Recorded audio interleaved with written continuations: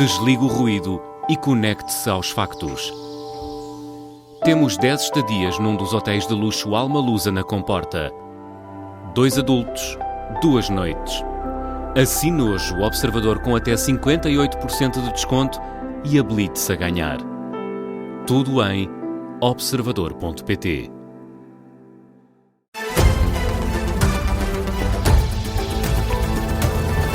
Boa viagem, bom regresso a casa. Vamos ter Jornal das 7 já daqui a pouco com a jornalista Vanessa Cruz. Quais são as notícias em destaque, Vanessa?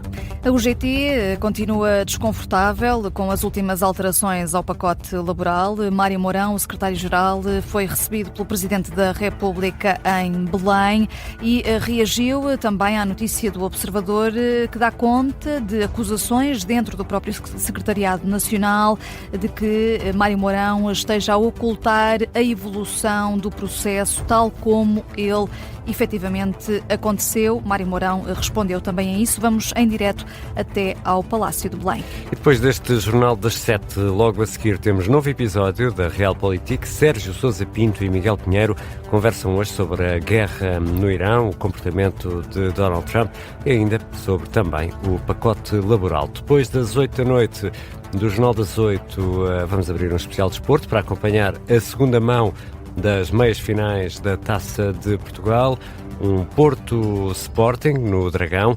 Os Leões levam de Lisboa uma vitória, uma vantagem de 1-0, vitória na primeira mão. Há instantes o autocarro da equipa do Sporting saiu do hotel e está nesta altura a caminho do estádio do Dragão. Quanto ao estado do tempo, amanhã podemos contar com sol, sem chuva. Vamos olhar para as máximas previstas. Porto 20, Viseu 24, Aveiro 19, Coimbra 23, Leiria 22, Santarém 26, Lisboa 22, Setúbal 20 e Faro 21. Eu sou Ricardo Conceição e esta é a Tarde Política da Rádio Observador.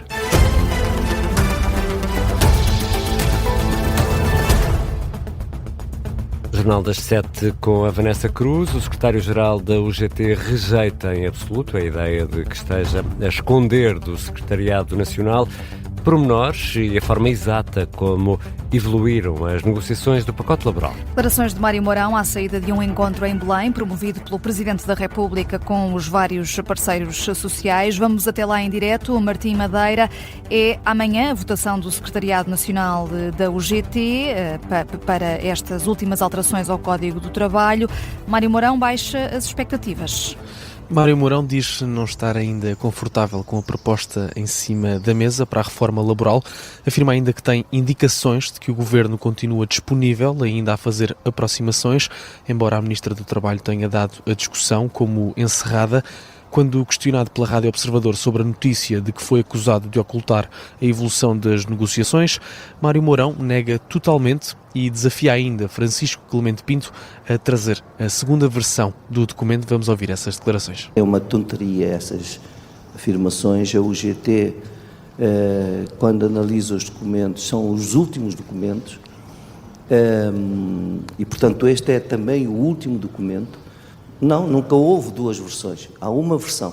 Eu espero que ele amanhã leve outro documento diferente e que me confronte com o documento diferente.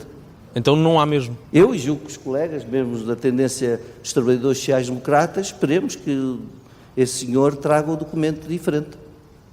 Eu não o tenho. Nem esteve em cima da mesa. O secretário-geral da UGT diz ainda que não está a adiar a reforma laboral para o dia 1º de maio.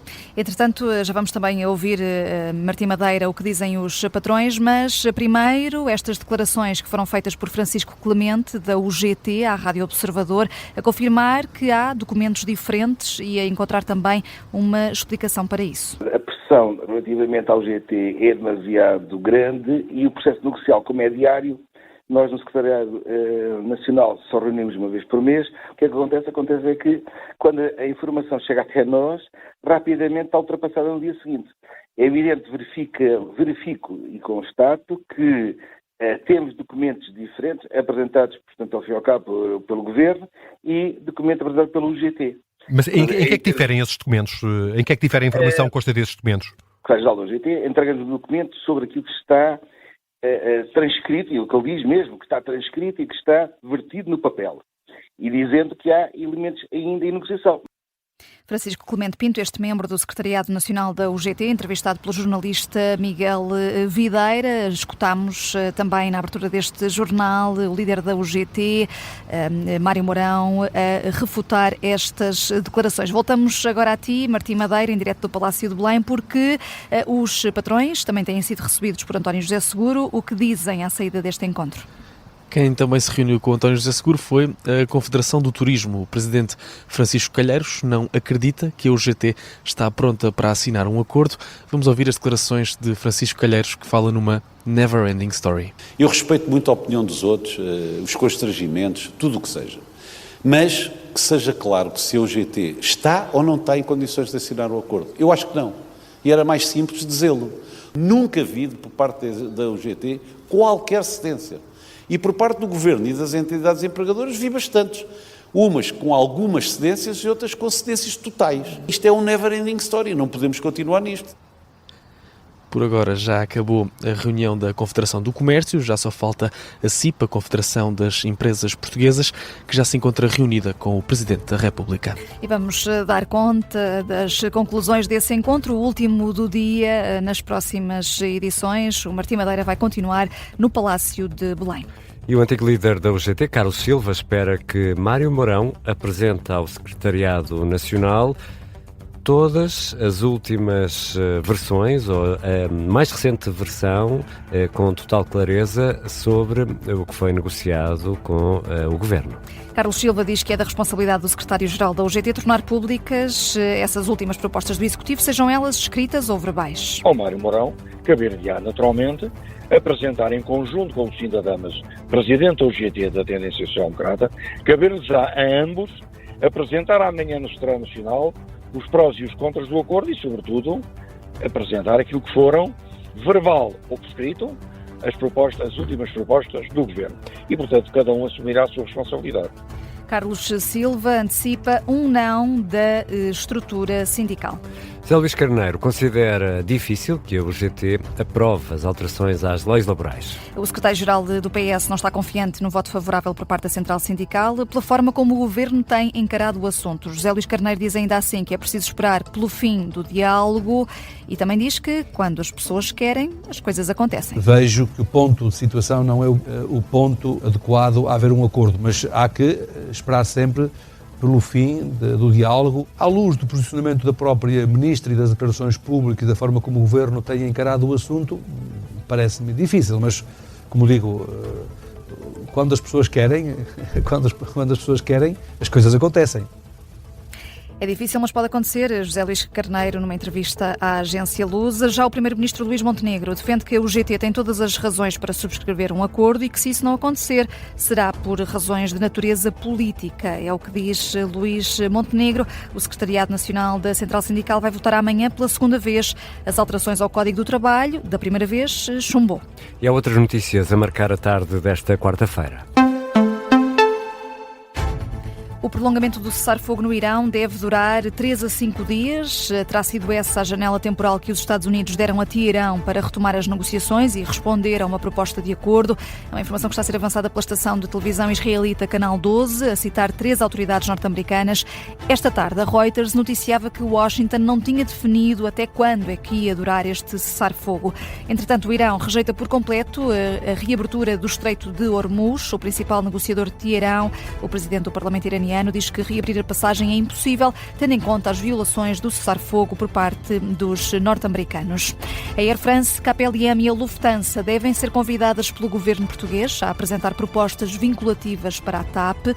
É essa a recomendação da parte pública, é o que está a avançar a Bloomberg.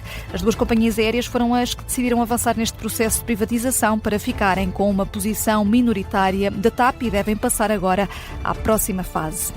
A Ministra da Saúde diz que o SNS deu uma boa resposta ao país durante o inverno. Foram 10.000 episódios de urgência revelados por Ana Paula Martins no debate que foi pedido pelo LIVRE na Assembleia da República, precisamente sobre a situação no SNS.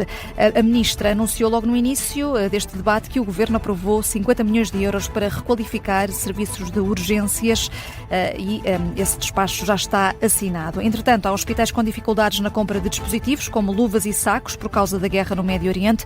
É um alerta deixado pela Associação Portuguesa de Administradores Hospitalares, apesar de referir que os hospitais não estão nesta altura em crise, há um estoque de segurança. E fechamos com o cinema português em destaque. Ricardo, já imaginaste ter um filme português em competição num dos principais festivais do mundo? Por vezes acontece. Em Cannes, Berlim... Cannes, neste caso, sim, na Liga dos Grandes. O filme Algumas Coisas que Acontecem ao Lado de um Rio, de Daniel Soares, é um dos 10 filmes na competição da curta-metragem que tem estreia mundial no Festival Francês. É um filme português escolhido entre mais de 3.000 candidaturas, é preciso dizer, de 136 países, sendo que Daniel Soares até já tinha recebido uma menção honrosa em 2024 também neste festival. E há mais ou é só este? Há mais. Onde Nascem os Pirilampos também foi selecionado para... É bonito, foi selecionado para a secção La Cinef, destinada a filmes de escolas de cinema. Também uma curta de Clara Vieira, da Escola Superior de Teatro de Cinema. Então, Portugal vai ter três filmes? São 2 filmes. Este filme, Onde Nascem os Pirilampos, é uma curta de Clara Vieira, se calhar não me expressei aqui muito bem, mas são 2 filmes portugueses num dos maiores palcos do cinema mundial, 12 e 13 de maio. Em Cannes, 12 e 13 de maio. A Vanessa Cruz regressa já às 7h30.